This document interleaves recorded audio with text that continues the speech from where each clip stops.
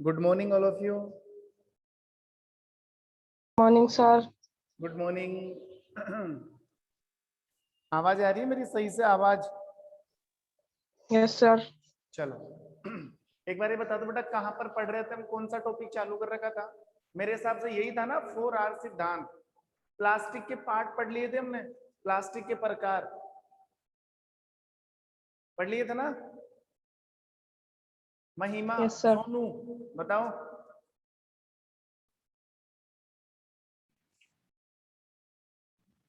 Yes sir.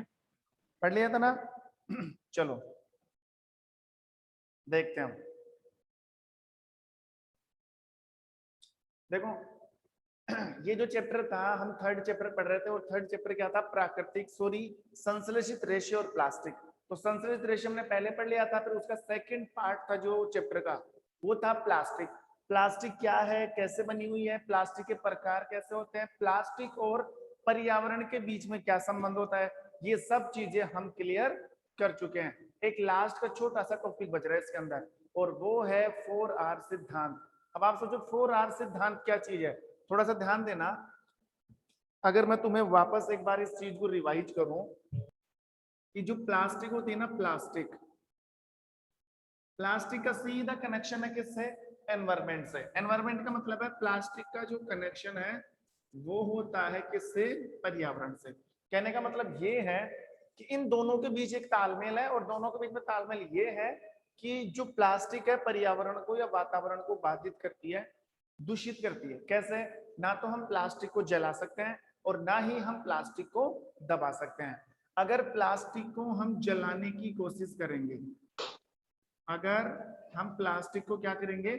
जलाने की कोशिश करेंगे, तो आपको पता है जब प्लास्टिक जलेगी तो इसमें बहुत सारी हानिकारक गैस निकलेगी, CO2, SO2, और इनसे क्या होता है? फिर वायु प्रदूषण होगा। तो प्लास्टिक को हम बर्न तो कर ही नहीं सकते, प्लास्टिक को हम जला ही नहीं सकते, और ना ही प्लास्टिक को आप मिट्टी में दबा सकते हो। अब प्लास्टिक को मिट्टी में क्यों नहीं दबा सकते? प्लास्टिक को हम मिट्टी में भी नहीं दबा सकते। क्यों? क्योंकि अगर प्लास्टिक को मिट्टी में दबाने की कोशिश करोगे तो प्लास्टिक क्या करेगी? मिट्टी के सारे पोषक तत्व, मिट्टी के सारे पोषक तत्व क्या कर लेगी? खींच लेगी। और मिट्टी के सारे पोषक तत्व खींचेगी तो आपकी मिट्टी क्या हो जाएगी? बंजर। तो सोचो कितनी बड़ी समस्या है पर्यावरण के लिए, वातावरण के लिए, हमारे आसपास के वायुमंडल के लिए कितनी बड़ी एक चुनौती है प्लास्टिक की। प्लास्टिक का निपटान कैसे किया जाए? निपटान से मतलब है अगर प्लास्टिक खराब हो जाती है, अगर प्लास्टिक बेकार हो जाती है तो क्या किया जाता है? जैसे मैं और वस्तुओं की बात करूं ना, अगर और वस्तुएं खराब हो जाती है तो हम क्या कर देते हैं? उसको जला देते हैं, ठीक है। ज्यादा ज्यादा क्या कर देते हैं? उस चीज को क्या कर देते हैं? दबा देते हैं। तो प्लास्टिक का निपटान कैसे किया जाए? प्लास्टिक को तो हम ना तो दबा सकते हैं और प्लास्टिक को ना ही हम जला सकते हैं। जब दोनों ही काम नहीं किया जा सकता है तो फिर क्या किया जाए? तो ध्यान रखना, प्लास्टिक का निपटान करने के लिए हमने एक सिद्धांत अप्लाई किया है, और उस सिद्धांत का नाम है 4R सिद्धांत। 4R सिद्धांत। इस सिद्धांत में आपको सिर्फ इतना सा ही पढ़ना है कि प्लास्टिक का निपटान कैसे किया जाता है, प्लास्टिक को हम कैसे खत्म कर सकते हैं, ये सारी चीजें हैं उसके अंदर। देखो ध्यान देना एक बार।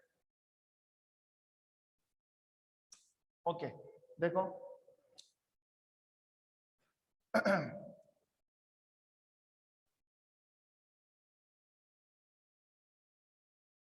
प्लास्टिक का निपटान,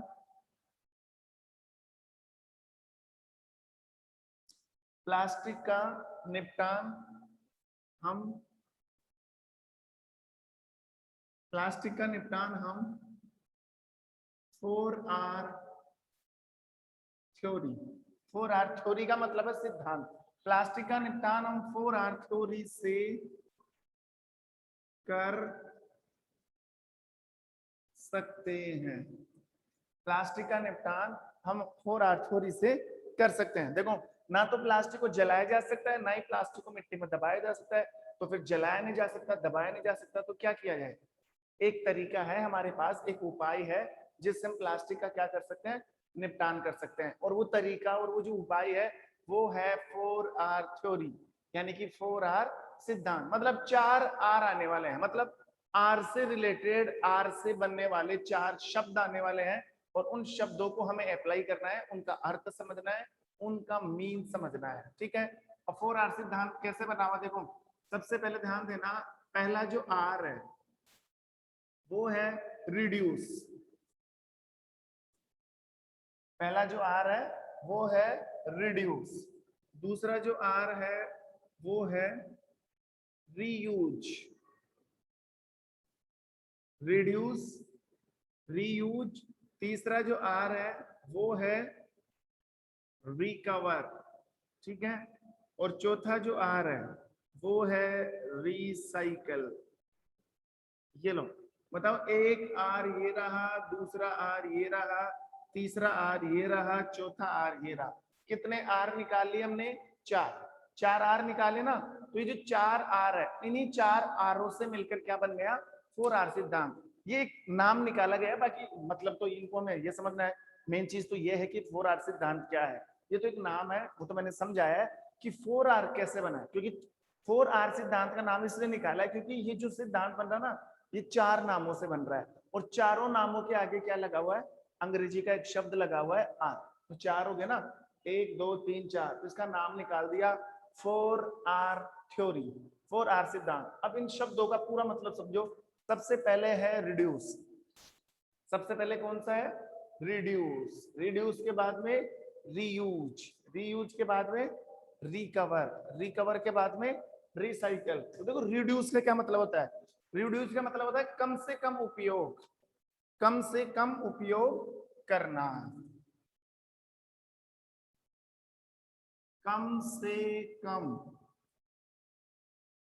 उपयोग में लेना। एक बार मैं इनका मतलब समझा देता हूं नामों का, फिर इनका अर्थ बताता हूं, ठीक है। कम से कम उपयोग में लेना, रिड्यूस का मतलब कम से कम उपयोग में लेना, रीयूज बार बार काम में लेना, बार बार काम में लेना। तीसरा रिकवर, रिड्यूस है, रीयूज है, रिकवर है, ना ना ना ना सॉरी, पहले रिसाइकल आएगा, रिड्यूस रिकवर बाद में आता, रिसाइकल रिकवर, सॉरी। रिसाइकल का मतलब है पुनः चक्रण करना, पुनः चक्रण करना। और रिकवर का मतलब है, रिकवर का मतलब है वापस प्राप्त करना, वापस प्राप्त करना। देखो ये जो सारी चीजें आ रही ना, कम से कम उपयोग में लो, बार बार काम में लेना, पुनः चक्रण करना, वापस प्राप्त करना, बताओ ये सारी चीजें किसके लिए आ रही है? ये सारी चीजें आ रही है प्लास्टिक के लिए। सारी चीजें किसके लिए आ रही है? क्योंकि हम क्या पढ़ रहे हैं, आप अपने दिमाग में ये डालो कि हम ये चीज देख रहे हैं कि सर प्लास्टिक का निपटान कैसे किया जाता है, प्लास्टिक को हम कैसे खत्म कर सकते हैं। ना तो प्लास्टिक को जला सकते हैं, ना प्लास्टिक को हम दबा सकते हैं। और अगर निपटान नहीं करेंगे ना, तो याद रखना पूरी दुनिया प्लास्टिक से भर जाएगी। इतनी ज्यादा प्लास्टिक फैल चुकी है और इतनी ज्यादा प्लास्टिक हो चुकी है, तो प्लास्टिक बहुत नुकसान करेगी। प्लास्टिक कुछ जानवर खाएंगे, प्लास्टिक नालियां बंद कर लेंगी, प्लास्टिक कचरा फैलाएंगी, प्लास्टिक वायु प्रदूषण करेगी, प्लास्टिक मृदा प्रदूषण करेगी, प्लास्टिक कई तरीके से हमें बाधित कर सकती है, कई प्रकार की प्रॉब्लम हमारे सामने आ सकती है। तो प्लास्टिक का निपटान करना जरूरी है, इसका रिसाइकल करना जरूरी है, इसको खत्म करना जरूरी है। तो जब सबने ये तरीका लगा लिया, इसको ना जला सकते हैं ना दबा सकते हैं, तो फिर सोचा गया कि प्लास्टिक को क्या किया जाए। फिर एक दिमाग में आइडिया आया, क्यों ना प्लास्टिक का 4R थ्योरी कर लें। और 4R थ्योरी से मतलब है सबसे पहले प्लास्टिक रिड्यूस कम से कम उपयोग, रीयूज बार बार काम में लेना, रिसाइकल पुनः चक्रण करना, वापस प्राप्त करना। अब इन चारों शब्दों का मतलब समझाता हूं। ये तो चारों शब्दों का नाम था। देखो पहले पॉइंट पर आओ आप, पहला पॉइंट कौन सा है? पहला पॉइंट है कम से कम उपयोग में लेना, कम से कम उपयोग में लेना। और इसका मतलब क्या है? इसका मतलब ये है कि हो सके तो यही कोशिश करना कि हम प्लास्टिक को कम से कम काम में लें। हम प्लास्टिक का यूज बहुत ज्यादा करते हैं डेली लाइफ में, कोई भी सामान ले जाने के लिए, किसी भी चीज को डालने के लिए, ठीक है, या कोई भी सामान कैरी करने के लिए हम किसका यूज करते हैं? प्लास्टिक का। तो कोशिश यही करो कि प्लास्टिक का उपयोग कम से कम होना चाहिए। कोई बोले सर कम से कम कैसे, फिर हम सामान किस में डालें? तो सामान डालने के लिए, कई प्रकार की वस्तुओं का आवागमन करने के लिए हम इस्तेमाल कर सकते हैं जूट के बैग्स। जूट आता ना बोरी, उसके छोटे छोटे बैग्स बने होते हैं, या फिर कागज की थैलियां। या तो कागज की थैली काम में लो, या कपड़े का थैला काम में लो, या फिर जूट का बैग काम में लो। हमें प्लास्टिक से रिलेटेड कोई भी आइटम काम में नहीं लेना है। अब सब लोग ये बात सोचेंगे ना कि कम से कम काम में लेना है, ये बात किसी एक पर्सनल व्यक्ति पर निर्भर नहीं होती, ये बात सब पर निर्भर है। सब ये सोचेंगे कि हमें प्लास्टिक कम से कम काम में लेना चाहिए। सबकी सोच अगर ये हो जाती है तो ऑटोमेटिकली प्लास्टिक का यूज क्या हो जाएगा? कम हो जाएगा, और प्लास्टिक का निपटान करने में ज्यादा दिक्कत नहीं आएगी। तो पहला यही है कि आपको क्या करना है, प्लास्टिक को रिड्यूस करना है। रिड्यूस का मतलब है प्लास्टिक का उपयोग कम से कम करना है। इसका इलाज मैंने बता दिया है कि कम से कम करेंगे तो फिर हम जो सामान हम प्लास्टिक में लेके जाते हैं, जो प्लास्टिक हमारे काम में आ रही है, उसके स्थान पर हम किसका यूज करें? उसके स्थान पर हम यूज कर सकते हैं, देखो, जूट जूट के बैग्स। जूट के बैग्स, पेपर मतलब कागज की थैलियां, और कपड़े का थैला, कपड़े का थैला, इन सबको यूज कर सकते हैं कि नहीं कर सकते? तो ऑटोमेटिक प्लास्टिक का यूज क्या हो जाएगा? कम हो जाएगा। चलो ठीक है। अगर आप प्लास्टिक का यूज कम नहीं कर रहे हो, ठीक है, हमारे पास ऑप्शन है, तो उस प्लास्टिक का आप बार बार यूज करो। दूसरा पॉइंट क्या है? रीयूज। रीयूज का मतलब है बार बार, मतलब एक जो पॉलीथीन आप काम में ले रहे हो ना, उसको फेंको मत, उसी पॉलीथीन को दूसरे काम में ले लो। जैसे मान लो, मैं आपको एग्जांपल देता हूँ, हम 5 केजी चीनी लेकर आए, 5 केजी चीनी लेकर आए, तो चीनी तो हमने मेटल के डिब्बे में डाल दिया, स्टील के डिब्बे में, कांच के डिब्बे में, जो भी है। अब वो जो थैली है ना, उसको हम फेंक देते हैं। तो उस थैली को फेंकना नहीं है, उसी थैली को काम में ले लो, उसको बार बार काम में लो। अब उस थैली पे कोई दूसरा सामान डालो, फिर आपने उसको काम में ले लिया, फिर उसमें कोई तीसरा सामान डालो, ऐसे। तो एक ही थैली से सारा काम हो रहा है, एक ही प्लास्टिक से सारा काम हो रहा है। हमें बहुत ज्यादा प्लास्टिक खरीदने की और बहुत ज्यादा प्लास्टिक फैलाने की जरूरत नहीं पड़ रही है। उसी प्लास्टिक से हम अपना काम चला रहे हैं बार बार। तभी तो कहा गया है सेकंड पॉइंट कि बार बार काम में लेना है, कम से कम उपयोग में लेना है। कम से कम उपयोग में आप नहीं ले पा रहे हो तो कोशिश करो उसी पॉलीथीन की थैली को, उसी प्लास्टिक को हम बार बार यूज कर रहे हैं, बार बार काम में ले रहे हैं। आ रहा समझ में? पॉइंट नंबर 3, पॉइंट नंबर 3 है रिसाइकल, पुनर्चक्रण करना। इसका मतलब क्या है? नाम से समझ में आ रहा है। अगर हम प्लास्टिक का यूज कम करेंगे, चलो कोई बात नहीं, कम मत करो, प्लास्टिक का यूज बार बार करो। तो फिर आप कहोगे सर अगर प्लास्टिक का यूज बार बार करेंगे तो फिर वो थैली तो फट जाएगी, वो पॉलीथीन तो क्या हो जाएगी? फट जाएगी। कोई बात नहीं, फट जाने दो। अगर बार बार काम में लेने से वो पॉलीथीन फट रही है, तो अब उस पॉलीथीन को फेंको मत, एक जगह इकट्ठा कर लो। फिर जो थैली उठाने वाले लोग आते हैं ना, आपने देखा होगा आपके आसपास थैली चुनने वाले लोग आते हैं, थैलियां भर भर के बोरे के अंदर लेके जाते हैं। तो वो क्या करते हैं? फैक्ट्रियों तक लेकर जाते हैं, और फैक्ट्रियों में उन्हीं पॉलीथीन से, जो पॉलीथीन खराब हो चुकी है ना, उसको वापस गर्म करके गलाया जाता है, उसका रिसाइकल किया जाता है, और उसी खराब बेकार पॉलीथीन से वापस नई पॉलीथीन बनाई जाती है। और इस प्रोसेस को बोला जाता है रिसाइकल पुनःचक्रण। मतलब जो प्लास्टिक हम बार बार काम में ले रहे थे और जो खराब हो चुकी थी, जो बेकार हो चुकी थी, उसी प्लास्टिक को हमने वापस काम में ले लिया, उसका रिसाइकल कर दिया, उसको बार बार काम में ले लिया, ठीक है, सॉरी, उसका पुनःचक्रण कर दिया। और पुनःचक्रण घर पर नहीं होता है, पुनःचक्रण के लिए स्पेशल फैक्ट्रियां डाली हुई है, वहां पर प्लास्टिक को गलाकर मेल्ट करके गर्म करके वापस वही रूप दे दिया जाता है, वही प्लास्टिक मार्केट में। तो बताओ वही प्लास्टिक काम में आ रहा है।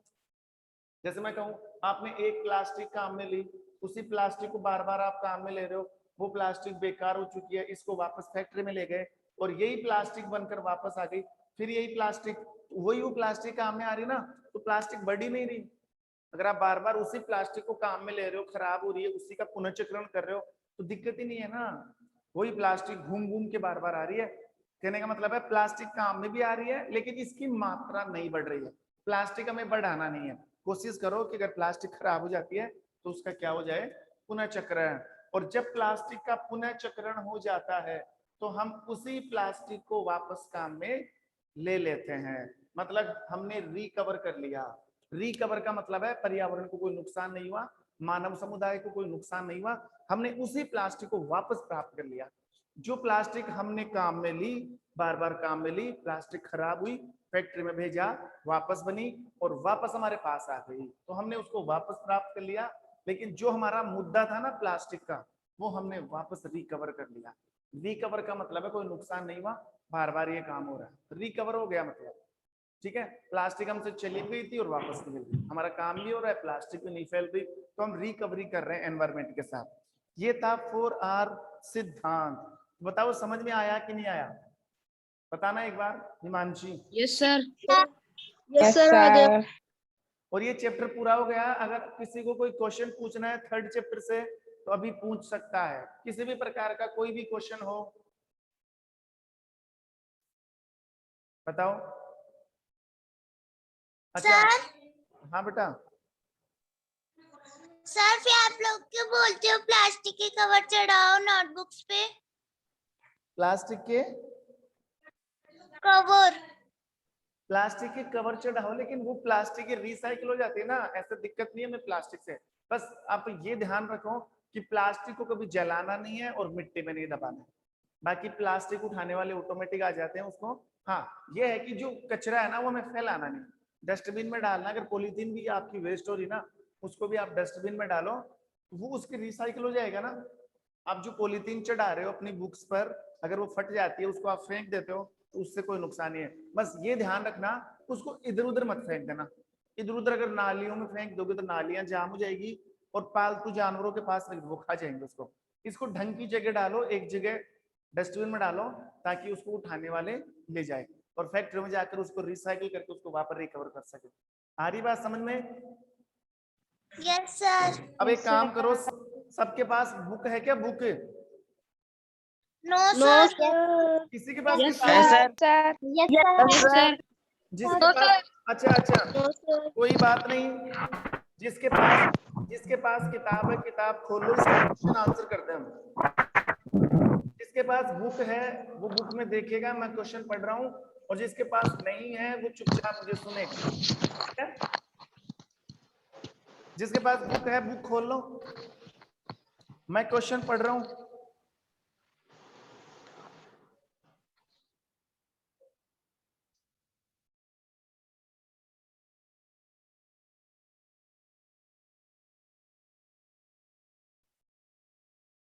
सर कर लियो ओपन, बताओ।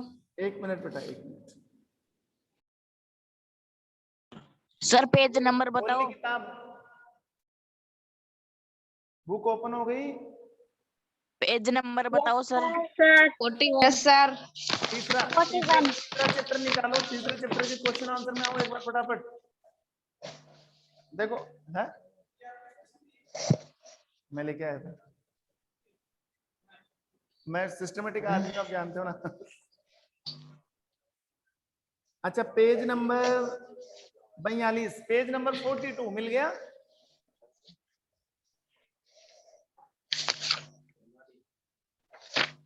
मिल गया क्या? Yes sir. बोलो बेटा, मिल गया ना? हिमांशी, हिमांशी का है? सर हाँ यस सर। ओके, मैं क्वेश्चन पढ़ रहा हूं, ध्यान देना। पहला क्वेश्चन है,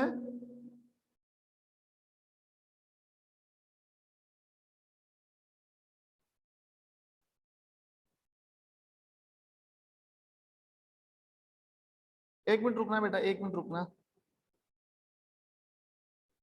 देखो पहला क्वेश्चन है, कुछ रेसे संश्लेषित क्यों नहीं होते हैं?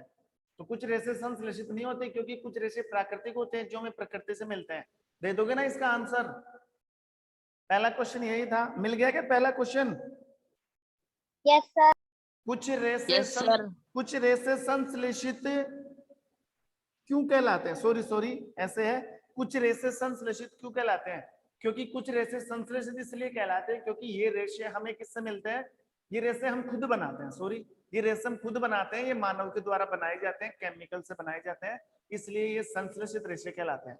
ये आंसर है। दूसरा जो क्वेश्चन है उसमें सर दोबारा बताओ। सेकंड जो क्वेश्चन है उसमें आपको ट्रू फॉल्स करना है, मतलब सही और गलत का। सर एक बार दोबारा बताओ क्वेश्चन। कौन सा क्वेश्चन? सर फर्स्ट दोबारा बताओ। फर्स्ट क्वेश्चन ये है, कुछ रेसेस संश्लेषित क्यों कहलाते हैं? तो इसमें आप देखो, पहला क्वेश्चन है कुछ रेसे संश्लेषित क्यों कहलाते हैं, तो आपको ये आंसर देना है क्योंकि कुछ रेसे मानव के द्वारा बनाए जाते हैं। ये मैनमेड है, ये मानव के द्वारा तैयार किए जाते हैं, इसलिए संश्लेषित है। एग्जाम्पल दे देना, जैसे रेयोन, नाइलॉन, पॉलिस्टर और ओरलॉन दे दोगे, ठीक है। दूसरा क्वेश्चन, सत्य और असत्य बताना आपको।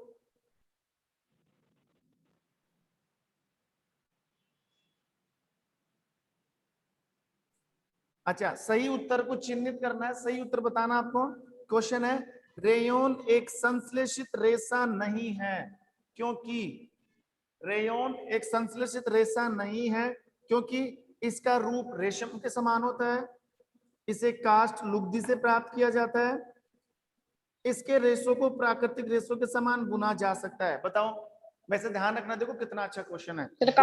सुनो एक बार, कास्ट लुगदी से प्राप्त किया जाता है। अरे बोलो मत। क्वेश्चन ये है कि रेयोन वैसे तो संश्लेषित रेशा है, लेकिन हम इसको संश्लेषित रेशों में नहीं गिनते। अब क्यों नहीं गिनते हैं? उसके लिए 3 ऑप्शन डाल दिए उसने। पहला तो ये कि रेयोन रेशम के जैसे दिखता है, ये तो कोई लॉजिक नहीं हुआ, जरूरी नहीं कि उसके जैसे दिखता है तो हम उसको संश्लेषित नहीं माने। दूसरा, रेयोन लुगदी से, और लुगदी किससे मिलती है? पेड़ों से, और पेड़ क्या होते हैं? प्राकृतिक। तो इसमें कौन सा आंसर आएगा? इसे कास्ट लुगदी से प्राप्त किया जाता है। ओके, क्वेश्चन नंबर 3, आपको खालिस्तान भरने हैं। संश्लेषित रेशे फिर खालिस्तान है अथवा खालिस्तान भी कहलाते हैं, क्या आएगा? मानव निर्मित अथवा हाँ, संश्लेषित रेशे पहले खालिस्तान में आएगा मानव निर्मित, दूसरे में कृत्रिम। मानव निर्मित और कृत्रिम रेशे कहलाते हैं। दूसरा, संश्लेषित रेशे कच्चे माल से संश्लेषित किए जाते हैं, जो क्या लिखोगे दूसरे खालिस्तान में? 1 लाख। हाँ बताओ, चैप्टर पढ़ा है ना पूरा? हिमांशी बता। सर 1 लाख। आवाज नहीं आ रही, जोर से बोलो। क्या आएगा? 1 लाख। हाँ, 1 लाख। संश्लेषित रेशे की भांति प्लास्टिक भी एक, संश्लेषित रेशे के भांति प्लास्टिक में क्या है? बहुलक है, शाबाश। फिर अब ये जो चौथा क्वेश्चन है तो बड़े क्वेश्चन आने लगे। नाइलॉन रेशों से निर्मित 2 वस्तुओं के नाम बताइए जो नाइलॉन रेशे की प्रबलता दर्शाती है। आपको 2 ऐसे एग्जाम्पल देने, देखो क्वेश्चन अच्छा है, 2 ऐसे एग्जाम्पल देने आपको जो नाइलॉन से बने हुए हैं, लेकिन वो एग्जाम्पल उस चीज के होने चाहिए जिससे हमें ये पता लगे कि नाइलॉन का रेशा वाकई मजबूत होता है। तो ऐसे 2 एग्जाम्पल बताओ जिससे नाइलॉन की मजबूत चीजें बन सकती है, बोलो। पहाड़ों पर चढ़ने वाले रस्से, पहाड़ों पर चढ़ने वाले रस्से और पैराशूट। पहाड़ों पर चढ़ने वाले रस्से और एक पैराशूट बता देना, ठीक है। पैराशूट। क्वेश्चन नंबर 5, खाद्य पदार्थों का संचयन करने हेतु प्लास्टिक पात्रों के उपयोग के 3 प्रमुख लाभ बताइए। मतलब जो खाने की चीजें होती है ना, वो हम प्लास्टिक के बर्तनों में डालते हैं, प्लास्टिक के डिब्बों में डालते हैं, क्यों? इससे 3 फायदे बताओ। प्लास्टिक में क्यों डाल रहे हैं? तो देखो, इसका पहला पॉइंट तो ये है कि प्लास्टिक अनअभिक्रियाशील है, किसी से क्रिया नहीं करती, तो खाद्य सामग्री प्लास्टिक से चिपकती नहीं है। दूसरी बात, खाद्य सामग्री प्लास्टिक में खराब नहीं होती है। एक तो प्लास्टिक से क्रिया नहीं करती, खाद्य सामग्री प्लास्टिक में खराब नहीं हो सकती, और उसको हम लंबे समय तक काम में ले सकते हैं। ऐसे 3 पॉइंट।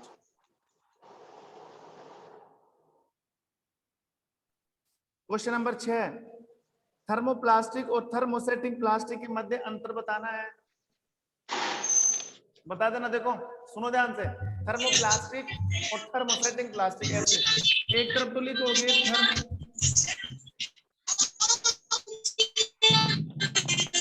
आवाज किसने कर रखी है? थर्मोप्लास्टिक और एक है थर्मोसेटिंग प्लास्टिक। अब अंतर क्या बताना, देखो पहला अंतर तो इनकी डेफिनेशन बता दो। पहला अंतर हो जाएगा थर्मोप्लास्टिक वह प्लास्टिक होती है जिसको हम गर्म करके कोई सा भी रूप दे सकते हैं, और इसमें जिसको हम गर्म करके कोई सा भी रूप नहीं दे सकते हैं। दूसरा, थर्मोप्लास्टिक को हम बार बार गर्म करके काम में ले सकते हैं, जबकि थर्मोसेटिक प्लास्टिक को गर्म करके अगर एक बार रूप दे दिया जाता है तो वापस उसको तोड़ा मरोड़ा नहीं जा सकता। पॉइंट नंबर 3, आप एग्जाम्पल डालो। थर्मोप्लास्टिक के एग्जाम्पल बताओ, बताओ देखे। गरिमा आप बताओ, गरिमा, गरिमा सैनी आवाज खोलो अपनी। पॉलीथीन, गरिमा, गरिमा, ओनली गरिमा।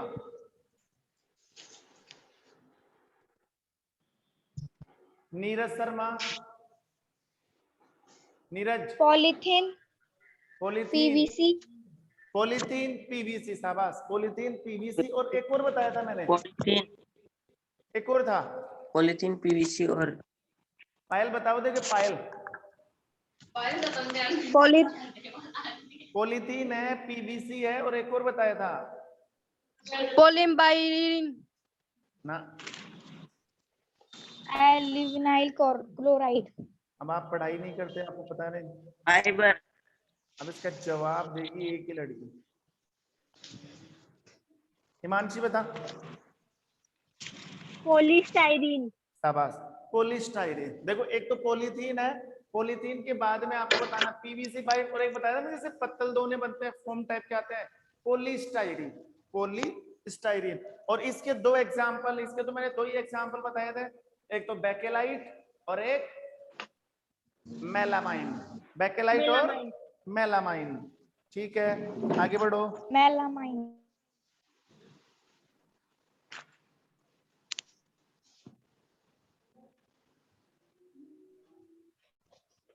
अब देखो, चलो बाकी के जो भी क्वेश्चन है ना वो आप लोग करोगे, उसमें कुछ भी नहीं है, मैंने पढ़ा दिया सारा, मैंने देख लिया।